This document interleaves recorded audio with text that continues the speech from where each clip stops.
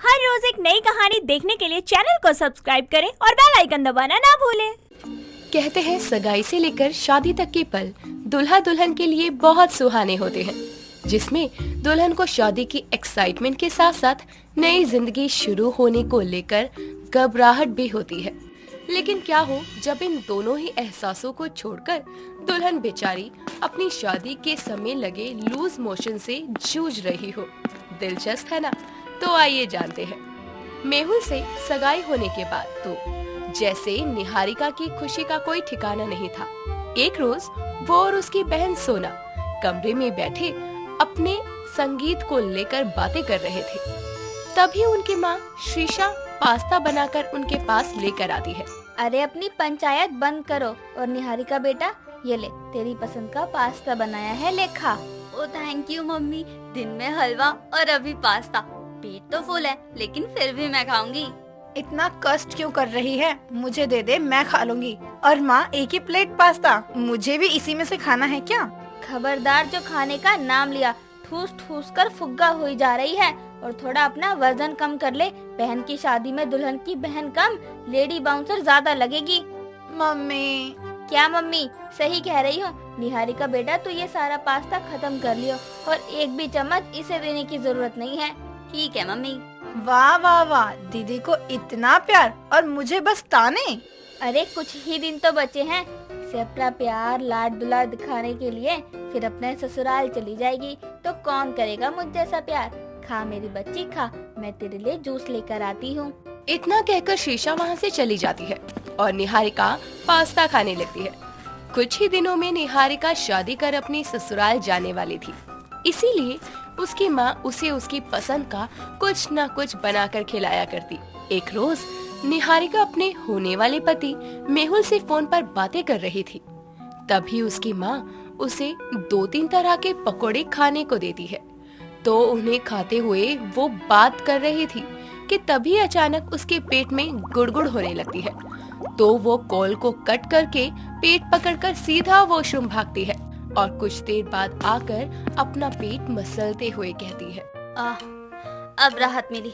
पता नहीं अचानक से इतनी जोर का प्रेशर क्यों बना। अच्छा हुआ मैं टाइम पर वॉशरूम चली गई। इन बचे हुए पकोड़ों का क्या करूँ अब? रसोई में रखाती हूँ। नहीं, माँ ने इतनी मेहनत और प्यार से बनाए हैं, खा ही लेती हूँ। इतना कहकर वो बाकी बचे हुए पकोड़े भी खा जाती है। अगले ही दिन निहारिका सोना को लेकर मेहुल और उसकी माँ सुजाता के साथ अपनी शादी के लहंगे की शॉपिंग के लिए जाती है। कुछ ही देर में वो दुकान में पहुँचते हैं और दुकानदार उन्हें तरह तरह के लहंगे दिखाना शुरू करता है। तभी लहंगे को देखते हुए अचानक फिर से निहारिका के पेट में गुड़गुड़ होती है और वो मन ही मन कहती है, अरे यार, ये कुछ जगह है प्रेशर बनने की। ओहो, यहाँ कहाँ जाऊंगी मैं। Niharika, control control. अपने पेट का प्रेशर कंट्रोल करते हुए उसका चेहरा पूरा लाल हो जाता है। उसका ऐसा चेहरा देखकर मेहुल कहता है, निहारिका, तुम्हारा चेहरा इतना लाल क्यों हो रहा है? सब ठीक तो है ना? अरे पगले, अपनी शादी का जोड़ा पसंद करने आई है। इस जोड़े को पहनकर कैसी लगेगी ये सोचकर क्या पता शर्मा रही हो, इसलिए लाल हुई पड़ी है। हाँ, और वैसे भी दीदी आजकल बहुत शर्मा रही है। हे भगवान, अभी ने क्या बताऊं, ये लालिमा शर्म की नहीं बल्कि।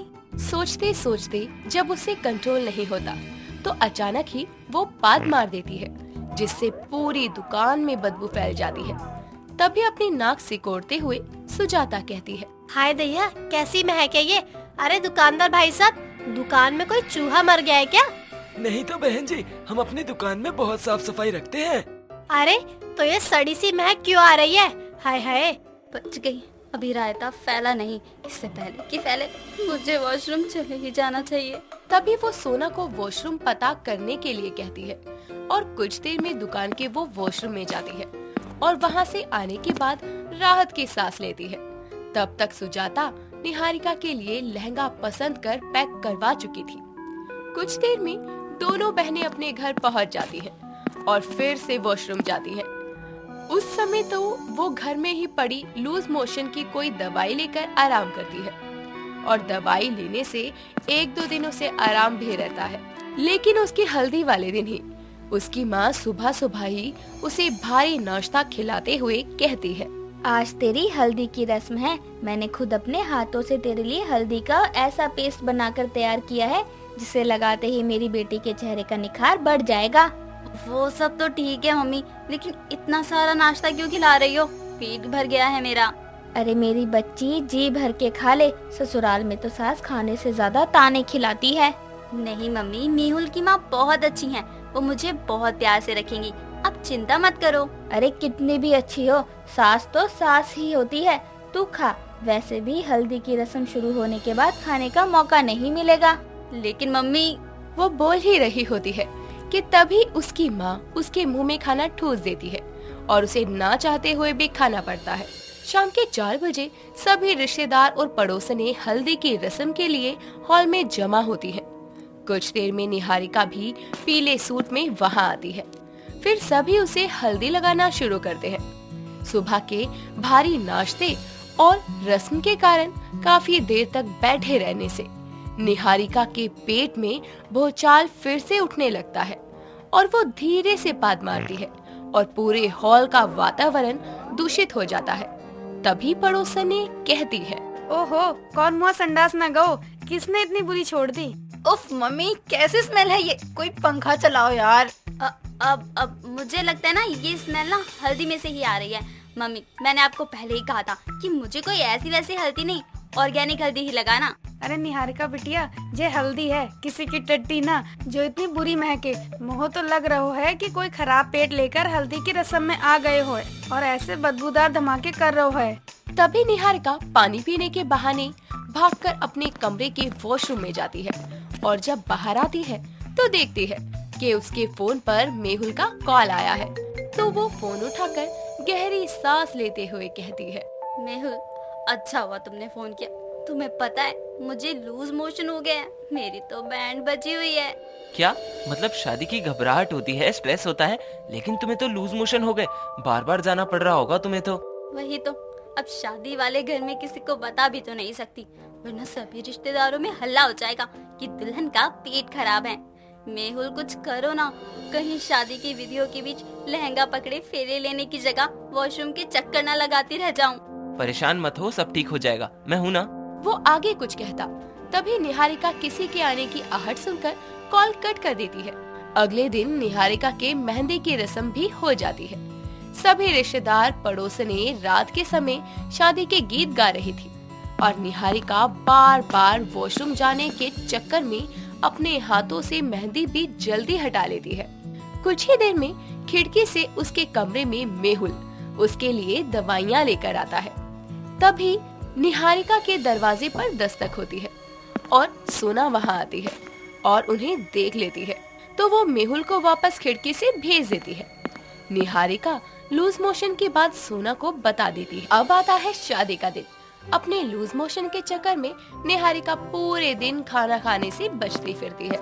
शाम के समय बारात नाचती गाती उसके घर आती है और निहारिका भारी सा लहंगा पहने स्टेज पर आती है, जहां दोनों की वरमाला होती है और एक एक करके रिश्तेदार दूल्हा दुल्हन को मिठाइयाँ खिलाते हैं। 4 से 5 मिठाइयाँ खाते ही निहारिका के पेट में खलबली शुरू हो जाती है और मंडप तक जाते जाते वो यू टर्न लेकर अपना लहंगा उठाए वॉशरूम को भागती है और ये देखकर सुजाता कहती है, बहन जी, क्या हुआ बहू को?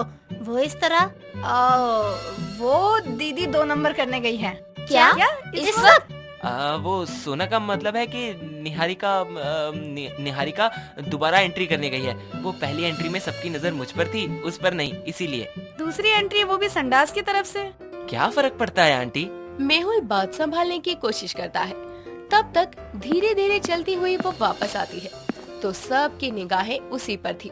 वो नजरें झुकाए मंडप में बैठती है, लेकिन फेरे लेते हुए उसके पेट में फिर से खलबली होती है और वो पाद मारती है। सभी लोग अपनी नाक बंद कर लेते हैं। तभी मेहुल कहता है, माफ कीजिएगा, शादी की खुशी में मिठाइयाँ ज्यादा खाने की वजह से मुझे गैस हो गई है।